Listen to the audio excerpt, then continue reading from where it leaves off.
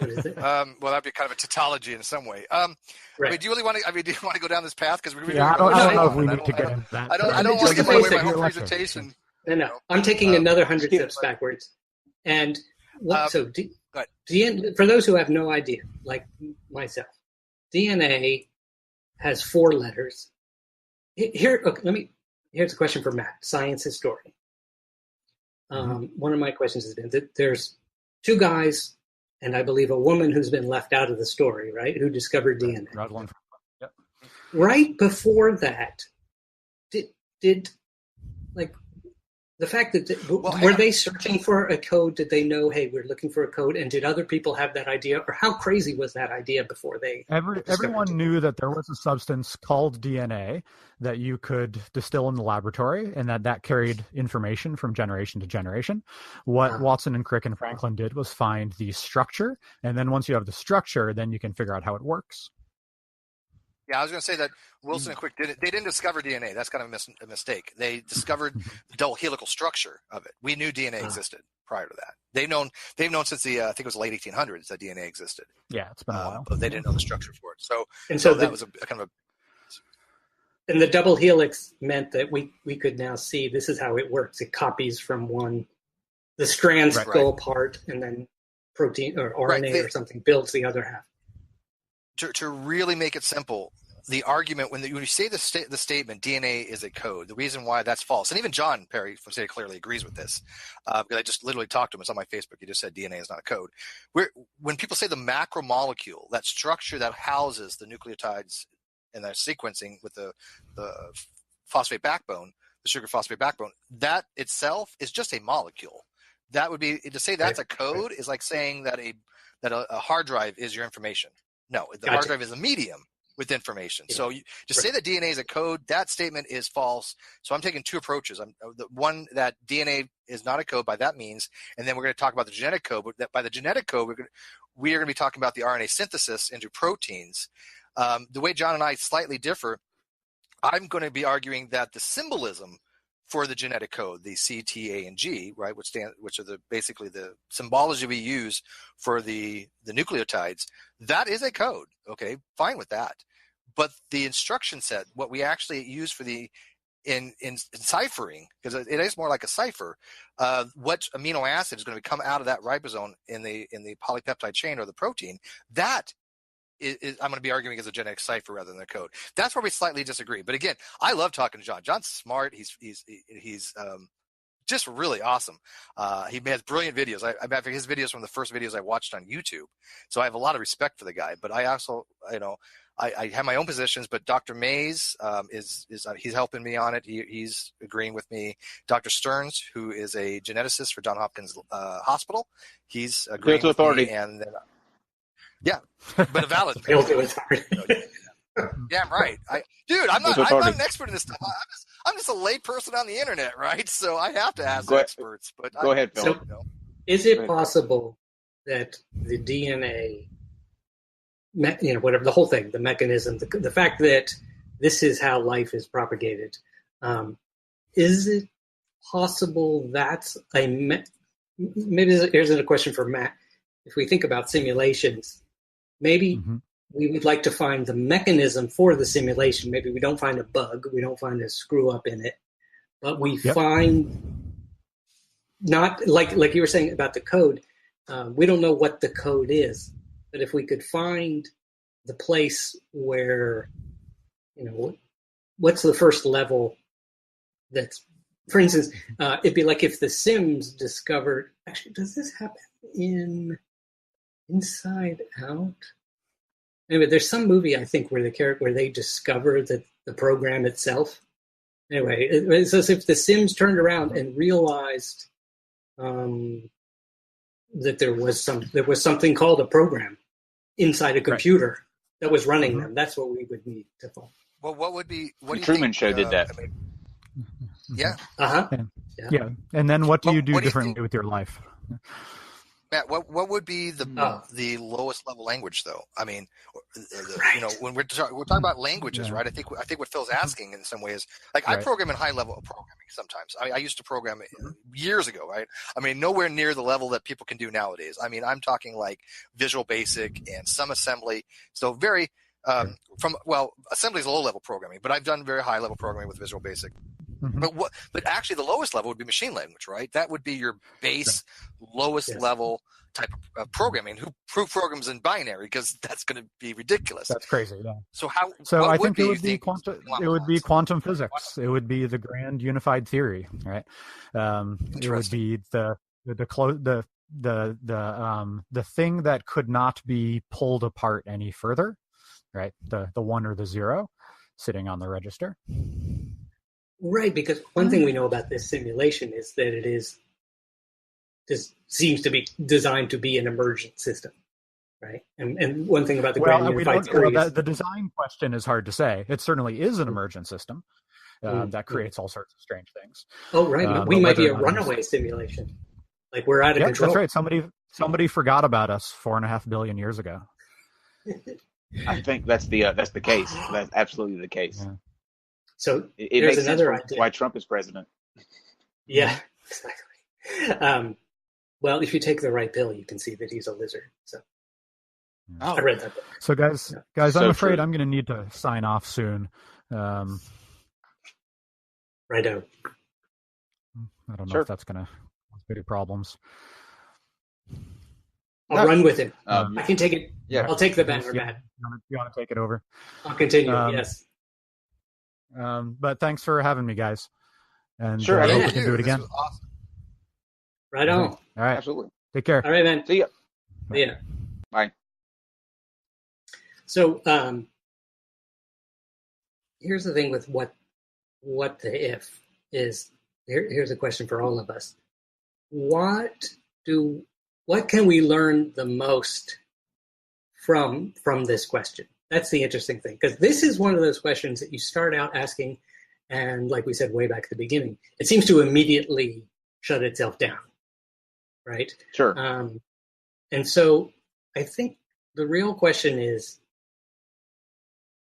let's say we are a simulation. That's the most interesting scenario, right?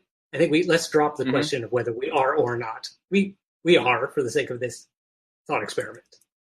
We are a simulation. And what kind of information might we be providing to the players? Let me also say it's not entertainment, because that doesn't go anywhere. It might be entertainment, but it's infotainment.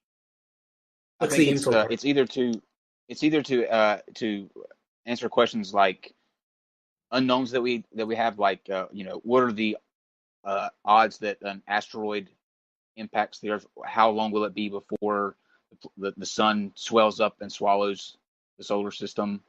If we're in an accelerated simulation, it would be to answer questions like how did life form? If we were trying to go backwards in time and setting up the Earth in conditions like it was billions of years ago, right? If our current theory is possible to produce life down the road. So I'm going to guess. I'm going to guess that the players of the simulation aren't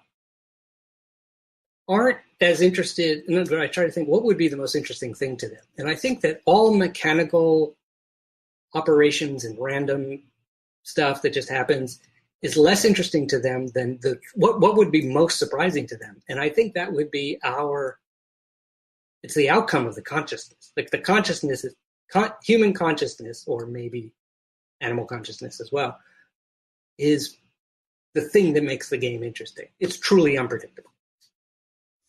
Well, do you think that was designed and programmed that way, though? Maybe. Do you think the consciousness was programmed into the system, or is just like he said, like Kyle said, we're just an emergent glitch or something?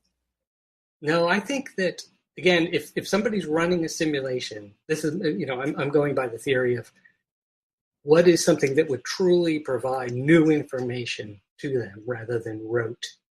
In other words, it's interesting you talked about procedural. The game No Man's Sky, right?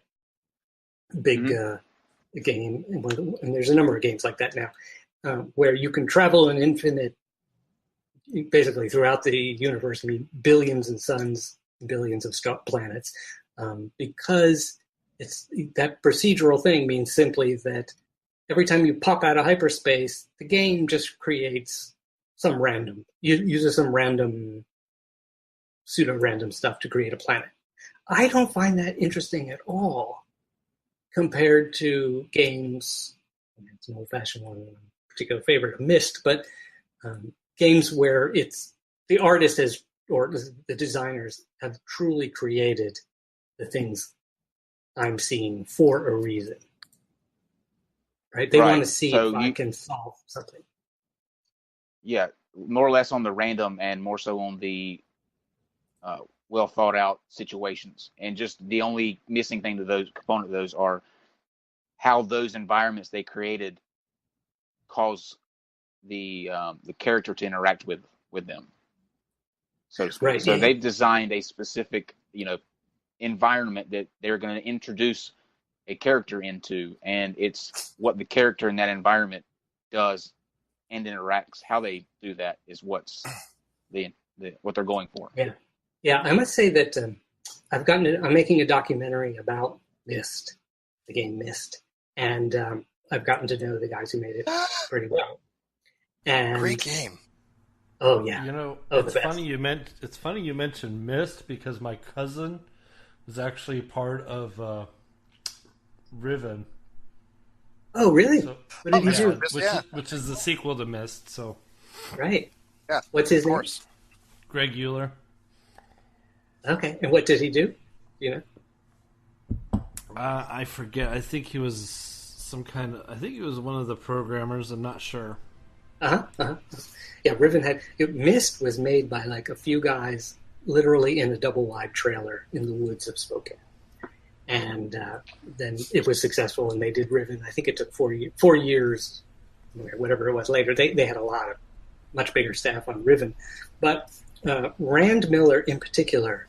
So there were two brothers who were at the head of it, Rand and Robin Miller, and both of them are good at computers, and both of them are good at art. But Robin was more on the art side, and he also was the composer of all the music. Rand was the computer, a little bit more of the leader of the computer aspect of it, the programming aspect. Mm-hmm. And he totally sees he loves all this stuff, by the way. Actually, I got to tell him about this show. Oh my God, he would love this. Oh, please. And he sees the world, like when he thinks about God, or he ever describes what might be going on here, he sees it through the eyes of a game designer. And so not as a player of a game, but by the designer of the game, right? And he truly, the most enjoyable part of the entire process of making a video game for him is watching people play the game.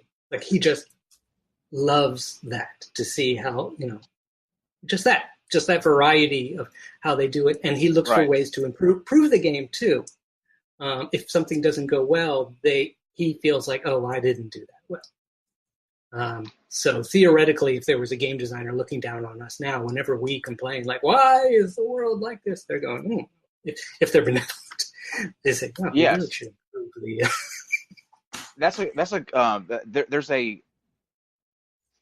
It's interesting to think that if that's the case, if we were created by some game designer, let's say, and put here on Earth, it would be really cool to see, I think, if he's watching, from where he introduced us to the game until now, we're actually to the point as his creation, having a discussion about the possibility that he is watching us have a discussion about the way he created.